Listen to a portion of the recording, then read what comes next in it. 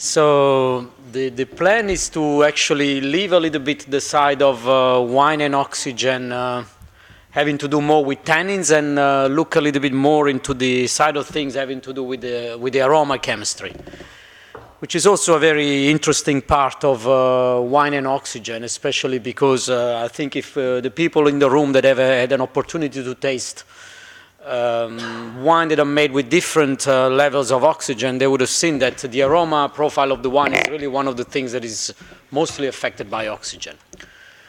And in fact, I think in the tastings that we often do and in the experience that during the different studies we've seen taking place, we notice often that, you know, from an average point of view, we tend to talk today, particularly in the industry, more and more about red wines that have these particular aroma profiles of red fruit, dark fruit, spicy and chocolate.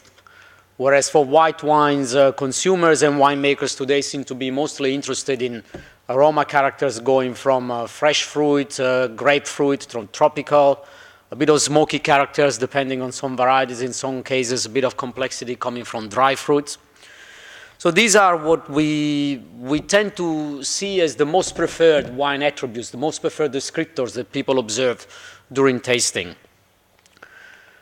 But we also know that very often, and this came already a little bit in the morning in the previous talks from Rainer about the Riesling, and a little bit in the talk from Dominic, we observe very often wines that are not so expressive, with tannins that are a bit aggressive.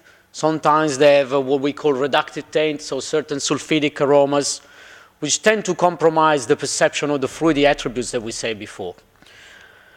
What is interesting is that more and more we're developing a very clear understanding of the potential for oxygen to modulate these aroma attributes. So to go from the nice balanced fruit characters that we observe at what we call, and I'll go back to this a little bit later, but what we call at this stage a sufficient oxygen exposure. We said before, either too little or too much is not good, so there seems to be an optimal oxygen exposure level, which really lets these nice fruity aromas to come through. When we expose the wine to less oxygen, we increase the occurrence of certain characteristics of reduction or more astringent tannins in some cases. But this really depends on the wines that we see, and I'll touch on this a little bit later. And of course, as we said, too much oxygen is not good either, and in fact we know that when we go too far, as we heard before, with the excessive accumulation of acetaldehyde and other oxidative aromas, we go into the well-known oxidative characters. So one aspect that today is gaining more attention from winemakers, I mean, historically oxidation has been one thing that winemakers have been really concerned about, but today they seem to be a little bit more under control, so that winemakers are able to experience some other problems, some other faults that they're trying to correct and understand. So what we call reduction today is becoming more prominent in wine tasting, and I think in one of the presentations before we see that this accounts for a major part of faulty wines that are observed, for example, during wine competition. From a chemistry point of view, it's quite an interesting area, because here I'm making this analogy with spaghetti western, which I'm coming from Italy, so in my childhood, there was very popular filmmaking style. I believe is quite popular in Germany too, and most likely you'll be familiar with some of these guys.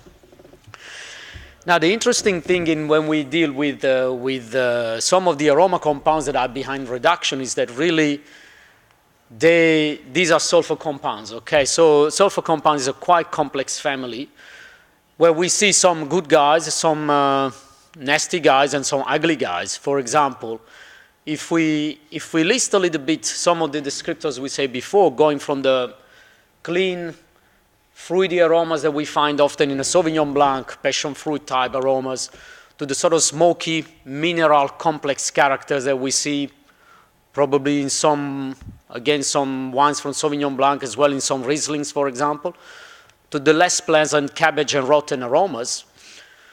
We could call some of these good guys bad and ugly guys, and in reality, when we look at the aroma chemistry that is behind this, there seem to be some aroma chemicals that are more directly associated with some of these compounds. Now, this is a bit of a generalization, but there's a growing literature in this field that seems to indicate that certainly the fruity aromas are linked to compounds that belong to the family of the so-called polyfunctional thiols, where mercaptohexanol is one of the representative ones.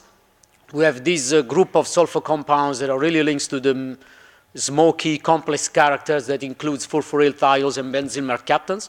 So we still call these ones the good guys, if you want, because more or less they contribute positively to the aroma of the wine. And then we go more in the bad and ugly guys, and these are what we really call the reductive aroma compounds. But you look at the chemical structures, and again, they're all sulfur compounds. They're all thiols, in fact, in that they contain a sulfur, but linked to a hydrogen in what we call a thiol function. And this is really it's really characteristic of the behavior of these compounds and the way they develop in the wine in certain cases, and particularly the way they interact with oxygen in the wine environment. So what happens in reality is that in today's industry, and from a closure perspective, for example, we observe more and more closure producers wanting to develop closures with a lower oxygen ingress so that you can preserve more some of these fruity aromas, in particular for certain wine styles that are really characterized by these intense passion fruit, fresh fruit aromas. You see that there is an interest in preserving this because these are characteristic of the wine style. And these aromas will tend to disappear during wine aging in the bottle to a certain extent. No matter what you do, they will fade away. And that's the reason why, for example, a Sauvignon Blanc is normally drunk between 1 and 2 years from bottling. It's not a wine for long aging, because it's really characterized from an aroma point of view by these compounds that tend to disappear. So we know that if we protect the wine from oxygen in the bottle, the preservation of these compounds will be more effective. So you go from a scenario where you're going to lose a fair bit to a scenario when you're going to lose some of them because they will disappear, but much less. So there's an interest, obviously, in protecting the wine from oxygen in the bottle and decreasing the exposure to oxygen. There's also some observation now growing in the literature where some of these complex aromas, like the furfuryl thiols and the benzyl mercaptans, they also develop in certain wine styles, and that's a part that is not well understood yet, but certain wine styles have an ability to develop these aromas, and they develop more when you protect the wine from oxygen. So there's another interesting level in protecting the wine from oxygen. But when you go too far, certain wine styles, so when you're going to do too little oxygen, then you get the bad guys coming in the picture. And as these bad guys will accumulate in certain wines to a very high extent, they will prevent the expression of the nice character. So it's a sort of balance between these different families of sulfur compounds. And it really becomes interesting to understand how we can manage these two families of aroma compounds in a way that is effective for the delivery of wine styles that are good for consumers. So there are typically in the industry 2 approaches to managing the sulfur compounds, and particularly post-bottling. One has to do with oxygen, and obviously spend some time on this. The other one is the so-called copper fanning, and I'll briefly touch on that in a minute as well, because I think it's something interesting, at least in certain countries where this is a relatively common practice. Okay, first of all, the part having to do with wine and oxygen, which is, by the way, the topic of today. We've talked before, I think, if I could understand a little bit of German, Dominic was talking at some point of a cascade of reactions that are triggered by oxygen, so this is a little bit the same story. Without going too much into detail, when the wine is exposed to oxygen, oxygen will react with phenolics, and this will form some reactive species, which are then able in turn to modify the composition of the wine. In particular, from a chemical point of view, these seem to be quite an interesting species, what we call quinones, which are oxidized form of certain orthodiphenols compounds. The reason why they're quite interesting is because they're able to interact with a lot of different wine components with important implications from a sensory point of view. Here they're able to react with tannins, which we just said before, and modulate the astringency and the bitter character of the wines. They could react with amino acids and contribute to the formation of some oxidative aroma compounds like certain aldehydes. And going back to discussion around sulfur compounds, they're able to react with volatile sulfur compounds. So any thiol that will be present in the wine, it will react with quinones. So that means that on the negative, well, on the positive side of aroma compounds, having quinones will mean negative things because you will lose the varietal thiols, the fruity aroma compounds. but at the same time, it could offer the potential to modulate, to decrease the presence of the negative sulfur compounds. So it could bring some good outcomes. So it's again all the balance. Contributing to the whole picture, you have SO2, because SO2 will either link to the quinones or will reduce them back to the phenols. So they'll prevent them from reacting with different ways. But also glutathione, another fairly common antioxidant, which is also a thiol. It contains in itself an SH part in the molecule. So it will prevent these quinones from reacting with other sulfur compounds. So again, a very powerful antioxidant, especially from an aroma point of view. So that's a little bit the context in which things will be happening when we expose wine to oxygen and want to know what's happening to aroma compounds. But that's the theory. Then between the theory and the practices, there are a couple of interesting steps, at least. One is that, as I said before, it's not only theoretical, the fact that there seems to be a relationship between the good guys and the bad guys, as you see here in a wine that we expose to different amount of oxygen and then add different antioxidants to create different wine backgrounds. You see that when we protect the wine from oxygen, we preserve the good guys, but we also accumulate more the bad guys. So that's, in theory, one part of the story that seems to still work. But we also see that some wines behave in a completely different way. So either they don't protect very much the good thiols, but they already have a lot of bad thiols, or they really have, yes, good thiols, but really a lot of bad thiols as well. So we cannot model this yet to a very effective way, but there seem to be several factors that need to be taken in the picture. So I'll go back to these outliers in a minute, but at a first step, going back to the interaction between the thiols and oxygen, yes, these compounds are similar. So the good thiols and the bad thiols, they all have a reactivity towards oxygen that is particularly strong. These of compounds like the bad guys and the good guys are connected, but not too much connected. In that sense, the bad guys seem to be a lot more reactive to oxygen, at least in this wine, compared to the good guys. So that means that when we expose, we go from 1.4 milligrams per liter of oxygen exposure to 4 in 6 months, we see a big decrease in the bad guys, so that's good if we are concerned with reduction. But under the same conditions, the loss that we see in the good guys is not so important, quantitatively at least. So the good guys are not the most reactive towards oxygen. The bad guys seem to be the most reactive. They seem to indicate that oxygen, if we want to use oxygen, we can be relatively confident that if there's a risk of reduction, that will be the first thing that we will eliminate from the wine, whereas the fruity aromas, the wine will still keep them to a good extent. So that's a good news. I mean, from the point of view of using oxygen to modulate the style of the wine, it gives us some comfort zone in terms of where we can play. So overall, we can conclude that H2S is far more reactive than 3MH. So bad guys are a lot more responsive to oxygen than good guys. And interestingly, we made this study about 4 years ago on a Sauvignon Blanc under certain very controlled conditions. But I think there have been recent studies that have really been going much more in detail in this topic and essentially observing the same thing. A compound like H2S is really one of the first things that oxygen will affect in a wine in terms of thiols. It's really one of the first thiols that will react in a wine. So that's interesting when winemakers are concerned with certain wines that develop too much H2S or too much reduction in the bottle. I mentioned before there are outliers. So these are styles of wines or particular wine types that we're not able to really describe in detail today, but we have made some observation about where they seem to be sitting in terms of winemaking practices.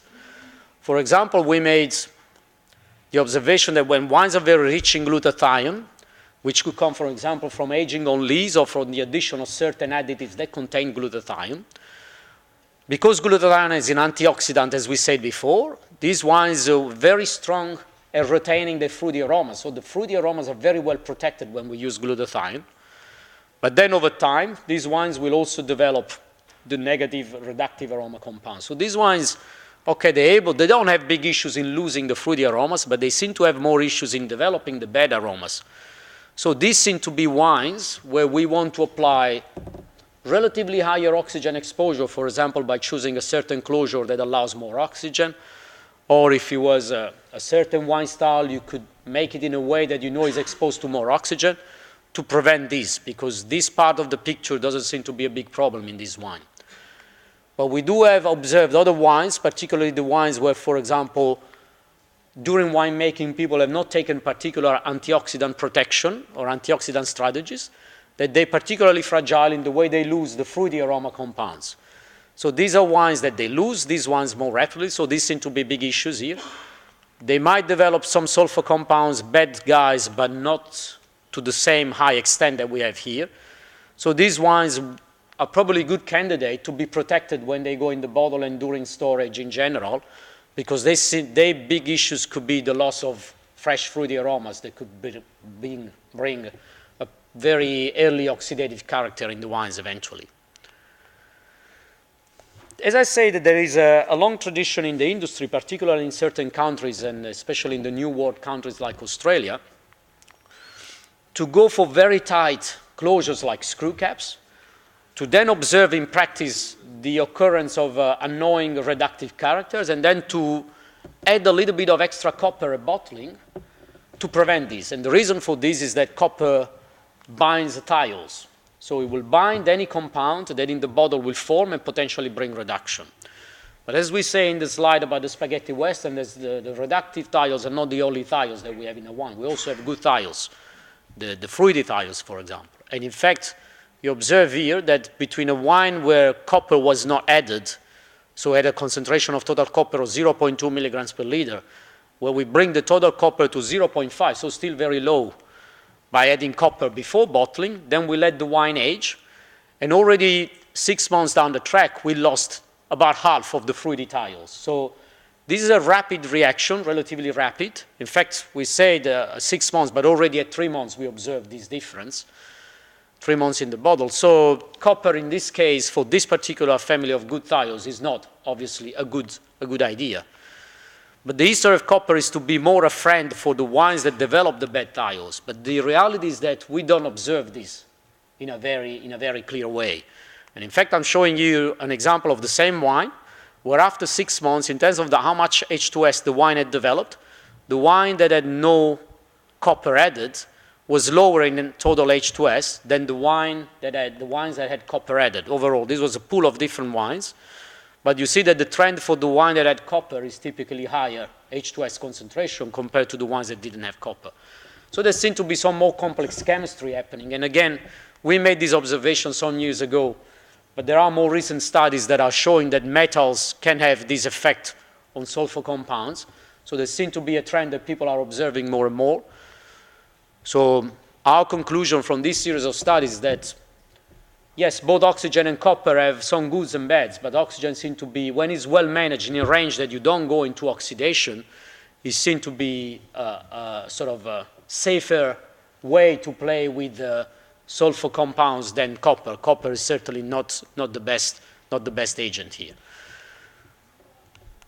But the tricky thing that today still the industry wants to know a lot, and we face this question all the time, and we try to answer with some studies that we've done. But the reality when it comes to oxygen is how much oxygen is good for a wine, because as we heard before from Dominic Durner, we cannot make a general rule, okay? So even in a micro-oxidation experiment, there are some wines that will need more to be improving. There are some wines that don't need any, because any oxygen you give them will be bad. There are some other wines that can take a lot. So it's really a matter of how much.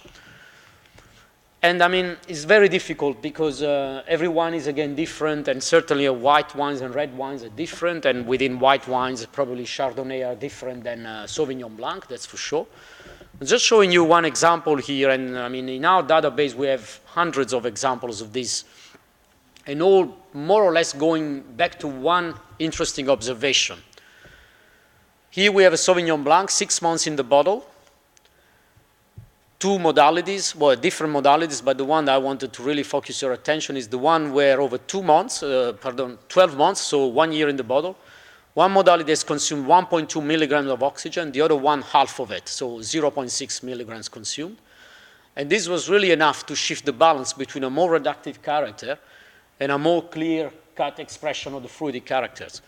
So it's less than 1 milligram per liter, less than 1 milligram per year of oxygen. So overall, we really often observe this, that the quantity of oxygen over bottle storage could make a difference to wine aroma characters. It's really narrow range. So 1 to 2 milligrams could be already enough to make a difference. Now again, this varies with wine. Here is less than 1. It could be 2 in a Chardonnay. In red wines, it would be typically between 2 and 3 maybe, but it's really a narrow range. So that means various things, that when we are talking about closures, for example, and just to conclude, going back to one slide that came earlier in the talk, the closure that can make a difference in terms of really creating one style or another will have to be able to deal with very small amount of oxygen, because as you go broader, then you could really go into too much struck flint or too much tropical or loss of tropical and then going into oxidation mode. So when we compare this concept with the closures that are today on the market, you see that there are some closures that are reasonably low. The main issues that we think exist from this point of view is to find closures that are consistent, so that when you choose a closure, the amount of oxygen it delivers in the bottle is consistently the same. So that's why in our range we have decided to go very narrow in different products that really have a narrow oxygen ingress value, that allowing really to choose if you want to be around 2 or around 3.5 or around 4.5. This is over 2 years. Whereas the majority of other products today seem to have less consistency from that point of view, so seem to be worth thinking about in terms of winemaking styles, particularly that are depending on thiol aromas, that are so reactive to oxygen. And this was it for me. Thank you for your attention.